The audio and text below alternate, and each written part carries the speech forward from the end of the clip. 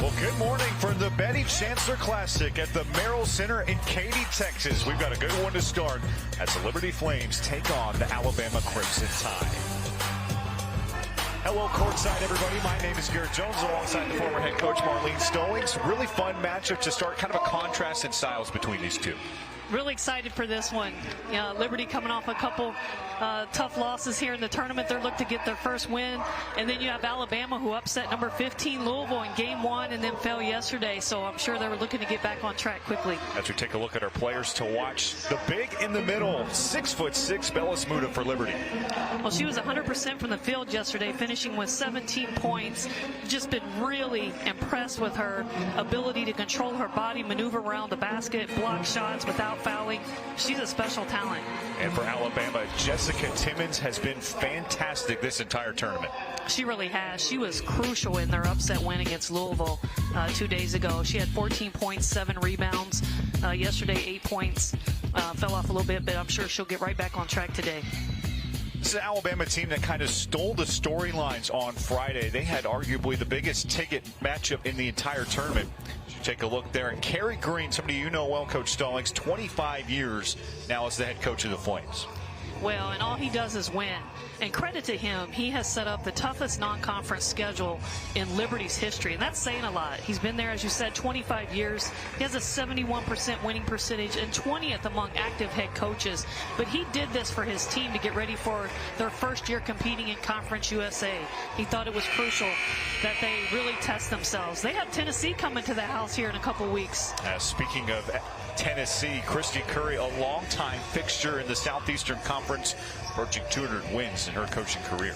Here at Jones, Maryland, Enzo, we're having some fun here on New Year's Eve. Why not? Timmons. 9. Locked in. Alabama back on top with 29.3. Without their star player, without their head coach tonight, the Bulldogs get it done. A coronation for Cowbell Kingdom. It's a 44-point romp in the final of the Van Chancellor Classic. Well, the Clemson fans making the trip over from South Carolina. This is a bucket list trip for a lot of teams. The Van Chancellor Classic, named, of course, after the Hall of Fame head coach, member of the Naismith Hall of Fame and the Women's Basketball Hall of Fame, champion head coach with the Houston Comets 4 times over in this city. And, Coach, you know him very well. He just lives and breathes women's college basketball. You know this is a big honor for him to get to put on this tournament. Some great teams coming through Houston this week. No doubt, and it's really special that they've created this tournament to honor him and his legacy. He and Betty have been there for many, many games over the years. His wife, Miss Betty. Ruby Whitehorn strings it up. That's 9 straight points for Clemson. She is on fire. 14 points already in this game. Coach Amanda Butler told us how they're looking for more balance. They don't necessarily rely on the three-point game, but when they can get it, they certainly will take it. 3 won't go on the other end, and a long rebound out to Amani Freeman. Back to Coach Chancellor. I was here yesterday watching the practices, and we went from about 8 a.m. till 7 p.m., and he stopped by for every single practice throughout the day. He's still in great health and loves being around the game. 80 years old, been married for 61. He is as sharp as a tack. Jordan finishes. They're both sitting right behind us here for the nightcap. They haven't missed a beat all day. Jeanette Harris one-on-one with Lauren Park Lane. Ruby Whitehorn has had the hot hand to start for the Tigers. Looking to get to 5-1. What's been a strong non-conference. Extra pass and a beautiful find to Amani Freeman. Clemson back up by 5. That marks the largest lead. Mississippi State coming off of a narrow victory over Bucknell. Darion Rogers had a putback to secure a 63-62 win. In the lane, there's an N1. Aaron Barnum lays it up and in.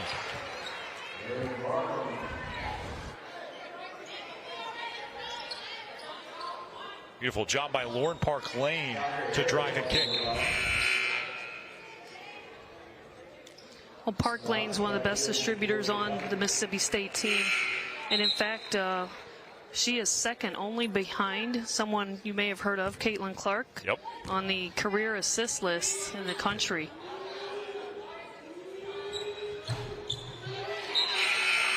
Iowa's Caitlin Clark. Cabricia Poe will sub back in. It's been an interesting start to this game. Mississippi State feels like it's had control for most of the way, but Clemson give them a lot of credit. 3 out of 5 from outside. That's gotten them back into have the lead. Lonnie Freeman sets the screen. This is Harris. Offensive rebound. Freeman tied up, and a jump ball will give it back to Mississippi State.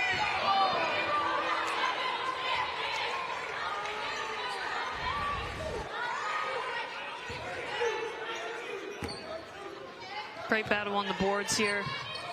Maybe a little bit of a quick whistle on the tie-up there. The bounce pass. Nice feed to Carter. And the long-time Bulldog able to lay it in. Swipe for Rogers. And a whistle interrupts play.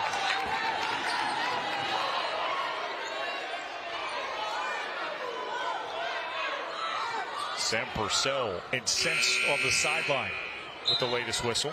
Along with the large contingent of fans from Starkville who made the trip over here to Texas, cheering on their Bulldogs.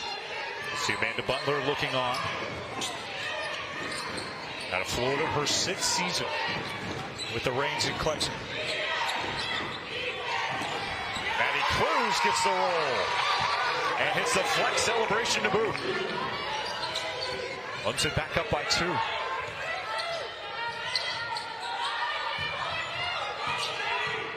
Rogers. Pulled down by Amari Robinson. Clemson looking to pad its lead. Stationette Harris settling it down. Mississippi State ranks in the AP poll for the first time this season. This program has been a fixture there over the past decade or so. 12 NCAA tournaments, 2 Final Four runs. Harris. Down to Jessica Carter. One Park Lane from the point. Jordan. Rogers recalibrates. What a find. Carter gets the roll. Despite the fact that Mississippi State is just 2 of 9 from outside, the offensive rebounds have been able to set them apart. Still deadlocked at 29. We thought this one would be good. It has lived up to the hype thus far. And Roush off the screen. Carter going for the steal. It's still alive.